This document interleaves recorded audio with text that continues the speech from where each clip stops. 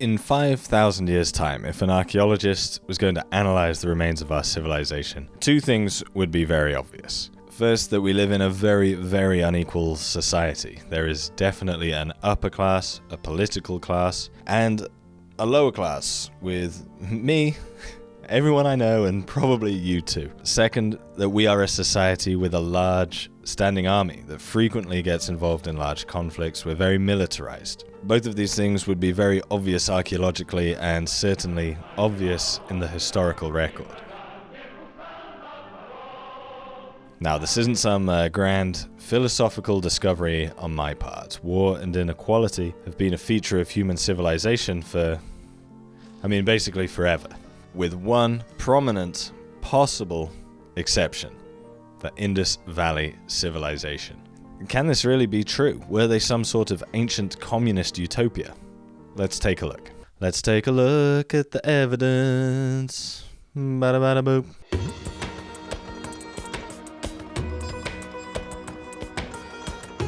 Okay, I know this civilization isn't as famous as some, so let's just have a super quick, tiny guide to the Indus Valley Civilization, aka Harappan. It existed in what is now India, Pakistan, and eastern Afghanistan, and is called the Indus Valley Civilization because it was on the Indus, kind of. Other rivers too, but also the Indus. It's divided into three periods: early, mature, late. Though, when we're talking about the Harappan civilization, we often just refer to the mature period. That's when they developed a writing system that we can't read, lived in large cities, Harappa and Mohenjo-daro being the biggest, with like 30 to 50,000 people in that sort of size. And they generally lived a Bronze Age lifestyle, you know. They traded with their neighbors, they made fine crafts, stuff like that, Bronze Age stuff. At its height, the civilization spanned over 3 million square kilometers, which is bigger than Egypt and Mesopotamia combined. It really was huge, colossal, and allegedly was a peaceful, egalitarian society, which I've clickbaitingly called an ancient communist utopia, because the algorithm rules my life. Don't judge me. This accusation has intrigued me so much, though. I've spent the last 3 months looking into it. This video is so behind schedule. Can this really be true? Can they really have been so different to everywhere else? I'm skeptical. I'm pretty skeptical. Big thanks to my Patreons for suggesting the topic. Bish bash bosh, let's look at the arguments. Okay, so who says they were peaceful and why? Well, this peaceful interpretation of Harappan archaeology goes way back to the earliest days of its excavations. Mackay, in 1931, believed that the weapons he found at Harappan sites were made of such thin metal they would double up on impact, and he connected this perceived simplicity of weapons to an absence of war.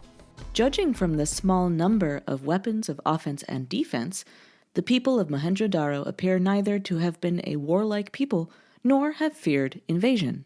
This idea really took off. It's been repeated frequently throughout the 20th century, but it's coming under increased scrutiny. And I'm doing some scrutinizing too. It seems too good to be true. Harappan weapons were simple. Yes, correct.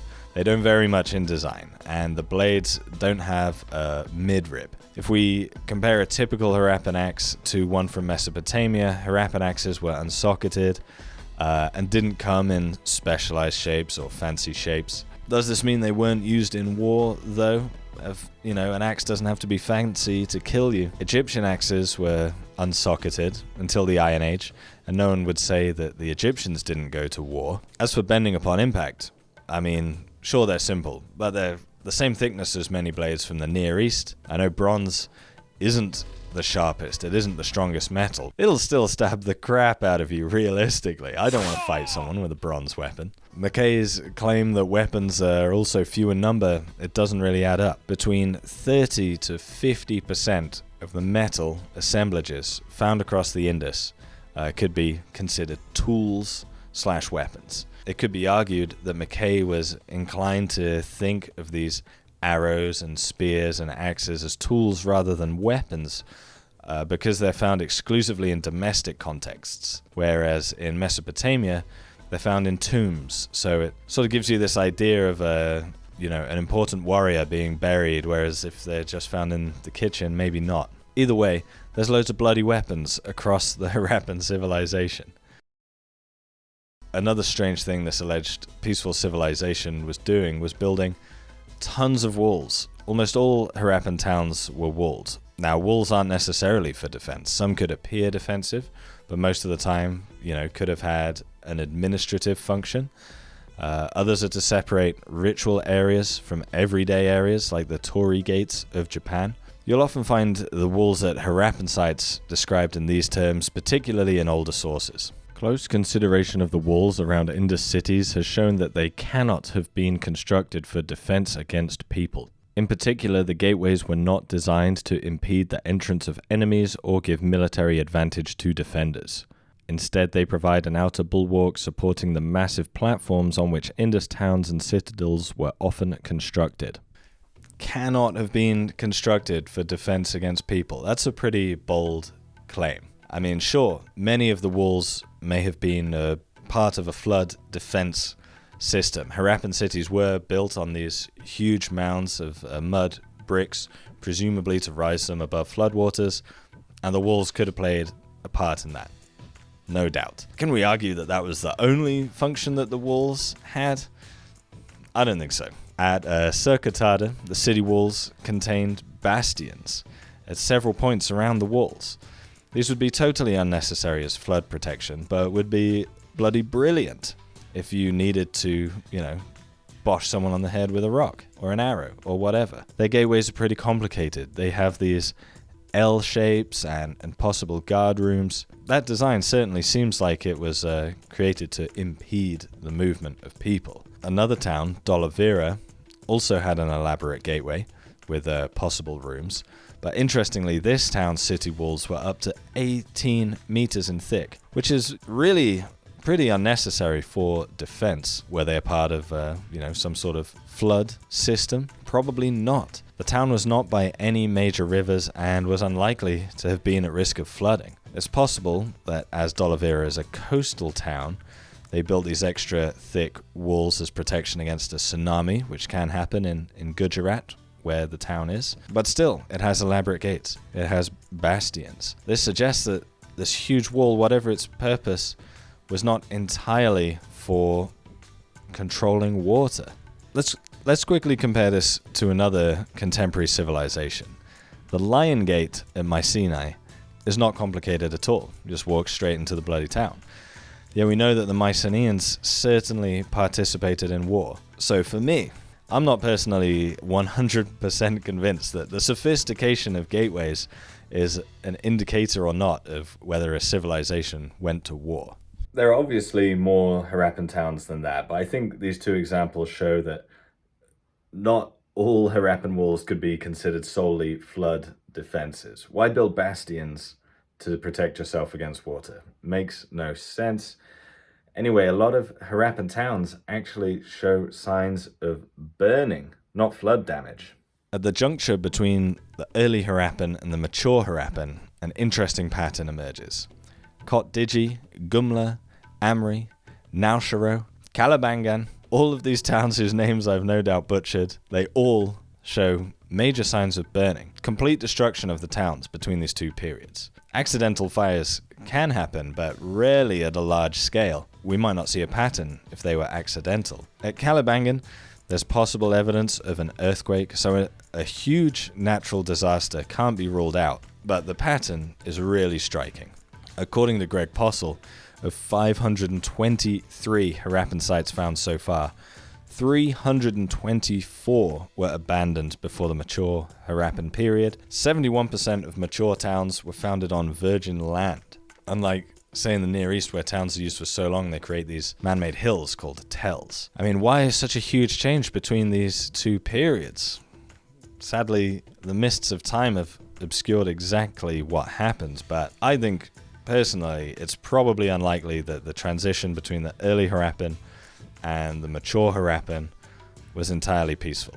That's a lot of burning, that's a lot of abandoned towns. Bones, bones, bones. Excavations outside the city of Harappa itself recorded injuries to 9 of the 58 cranium recovered. That's over 15%. That's a high rate. That's a high percentage of Bosches on the noggin. Now, these are just a few examples, of course. We have to bear in mind that this is an extremely small sample of all the people who ever lived and died during the Indus Valley Civilization. But nevertheless, it shows that some Harappans participated in, witnessed, or were victims of violence. Organized warfare, it might have been a factor in their deaths. No reason to rule it out. Now, as I said earlier, we can't read their writing. Even if we could, it is probably not going to be that illuminating. The longest inscription is only 26 characters long. There's a limit to how much information can be revealed in such short inscription. However, Harappans did trade with Mesopotamia, and we can read their writing. So did they ever say anything about war with Harappa? Well, only once, and it's a massive maybe, absolutely massive maybe. Rimush, king of the world, in battle was victorious over Abalgamal, king of Parabgum. Zabar, Elarn, Glupin, and Meluha assembled in Parabium for battle. It's believed that Malua, mentioned in this text, was the Mesopotamian name for the Indus civilization. But we're not 100% on that. We could definitely be wrong. And we have to bear in mind that the author, whoever they were, could have been lying, exaggerating, wrong, misinformed. But if Malua does mean the Indus Valley, and if the author wasn't lying or wrong, then that is one source describing a conflict with Harappa. That's one minor point in favor of war. I think the only major point in favor of Harappans living peaceful lives is the lack of artwork depicting war or violence. I could only track down one seal, which seemingly shows two people spearing each other. There may be more that I couldn't find, but if they exist, they're certainly not discussed in any of the books about Harappa, even when they're talking about conflict and violence. This is obviously really different to the rest of the ancient world, where representations of war are much more common. So, I suppose even though I don't think that they lived peaceful lives, I think this peaceful Harappans is a bit of a myth. It could be that Harappan civilization was more peaceful than other regions, and that being a warrior was not a core feature of someone's identity. They're not choosing to represent it in art. They're not burying themselves with weapons. So they could have just been part-time soldiers, just on the weekends. They might not have fought pitched battles involving thousands upon thousands of people. Maybe they participated in raiding or ritual conflicts, just violence that would leave less of an archaeological trace. It's not just war that isn't illustrated in their artwork, though. We're also missing any images of rulers or monarchs or kings or queens. After 100 years of excavation, it's fair to say we still have no idea how their society was organized.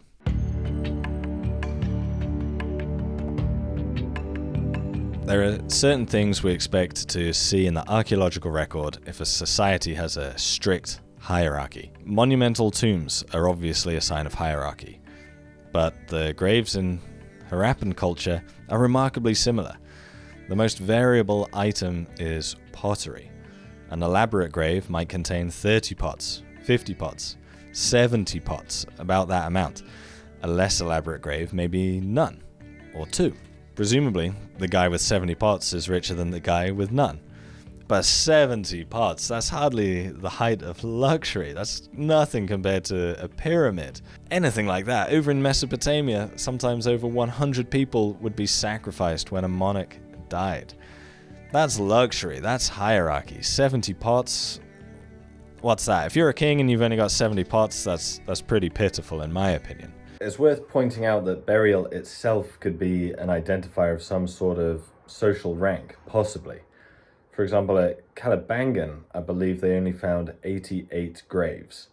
Now this town probably had a population of at least 1,000 people and was occupied for 600 years. So 88 graves is way less people than lived and died there. So perhaps regardless of how many pots were included in your burial, the fact that you were buried alone might be some sort of indicator of rank. Or perhaps the opposite. Perhaps the graves don't vary that much because we're only finding the graves of peasants and something else happened to the really special elite people. But problem with that idea is that there's probably a lot more than 88 peasants as well. So it's a tricky issue.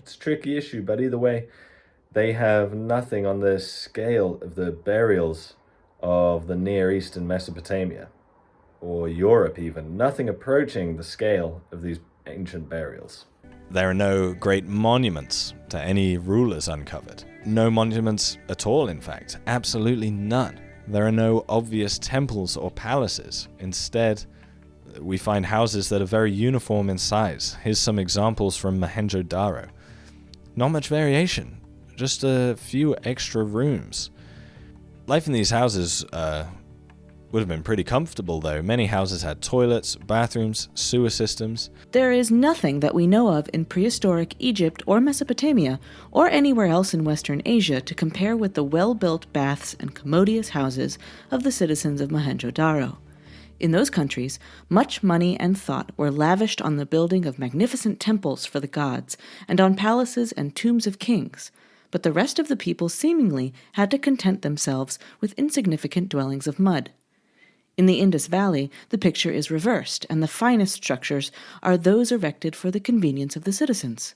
Temples, palaces, and tombs there may of course have been, but if so, they are either still undiscovered, or so like other edifices as not to be readily distinguishable from them. Really, if you think about it, considering the scale of their civilization, it is truly incredible that after 100 years we haven't unearthed an obvious temple or palace. Now, you might be thinking, oh, Stefan, there's this bloody round thing at Mohenjo-Daro. I thought that too.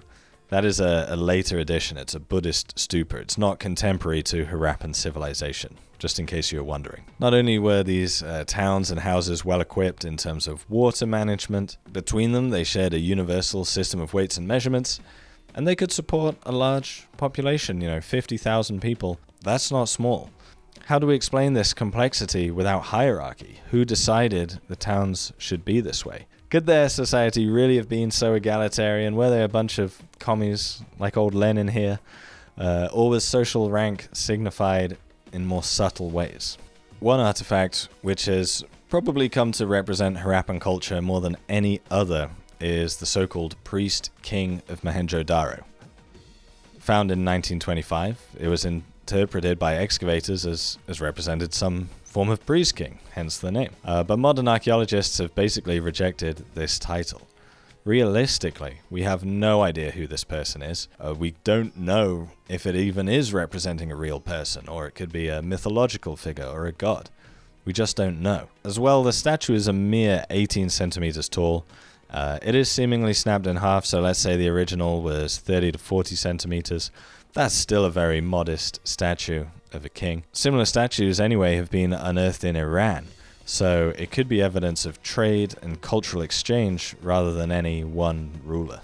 Another possible indicator of rank are the over 200 seals that have been found throughout the Indus Valley, and even as far away as Gonor-Tepe in Turkmenistan. These tablets are carved out of steatite or soapstone, very soft stuff, soft, crumbly. It's the butter of rocks. But they were baked and glazed to increase their hardness. It's not believed they represented any specific rulers, though, as we can't read the bloody writing, it's hard to say for sure. Could they represent corporate groups, oligarchies, merchant guilds?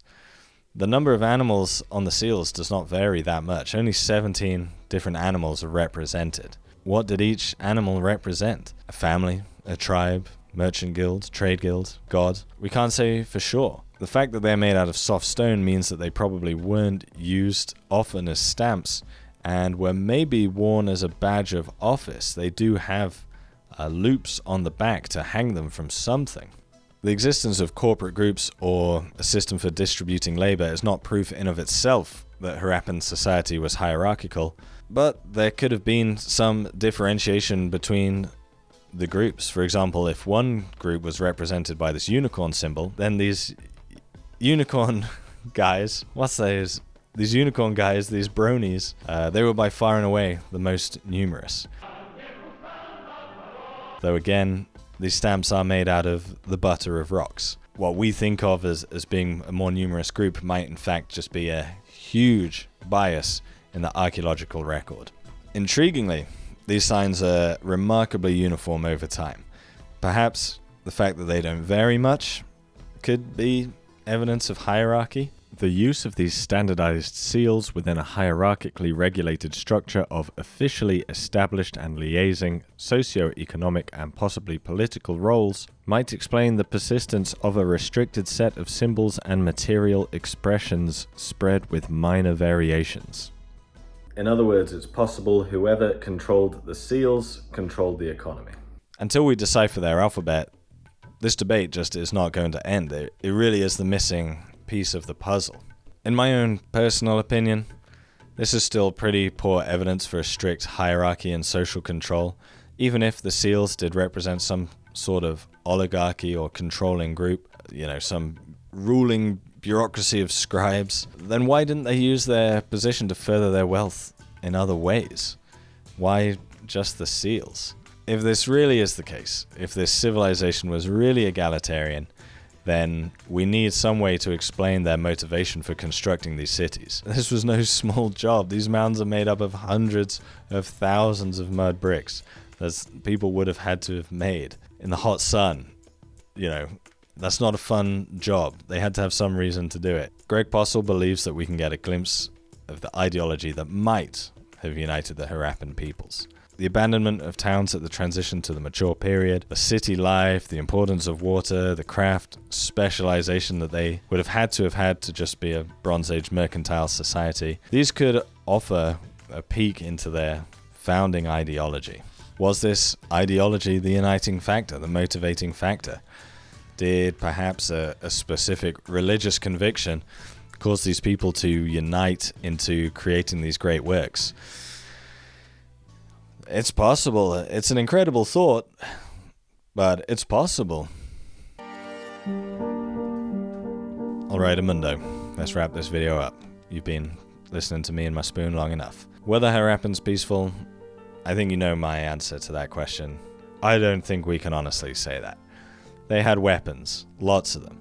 They had city walls with bastions, lots of them. Towns were abandoned and burnt, lots of them. They had cemeteries with people who were wounded, many Bosch on the Noggin victims. What further evidence could we want for violence? The only missing piece is that artwork, but everything else suggests that they were violent. And again, I'm not saying they necessarily fought huge pitched battles on the regular, but they were fighting someone some of the time.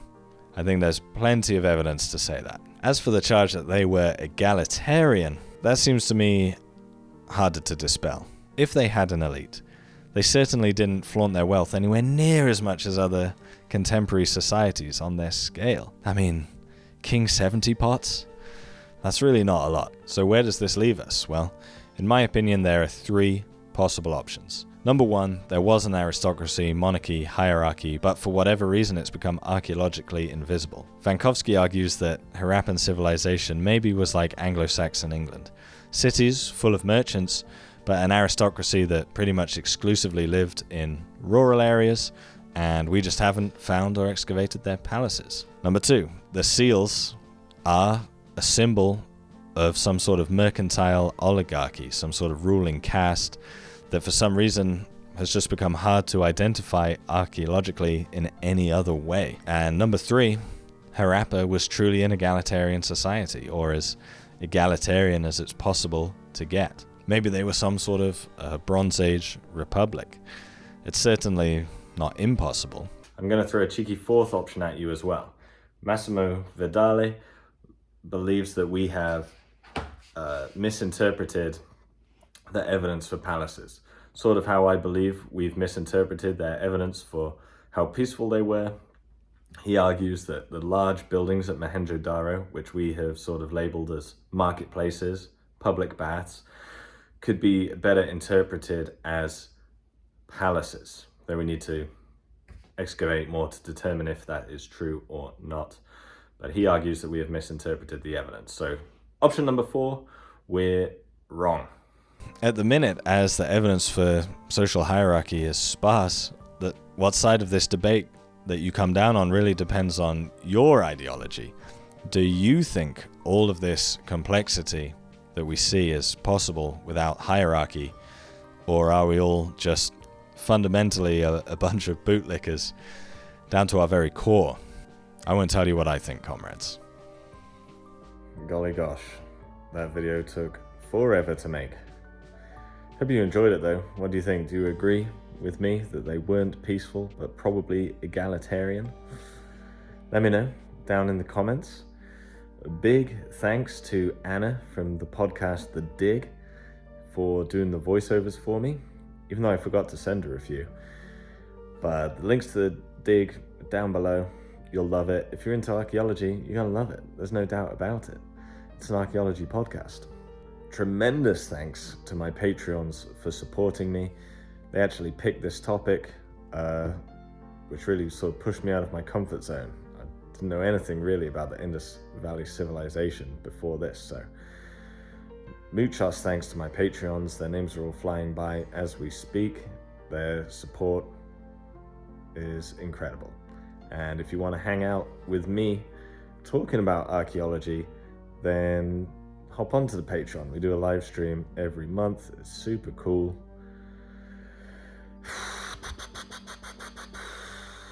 I gotta go to bed.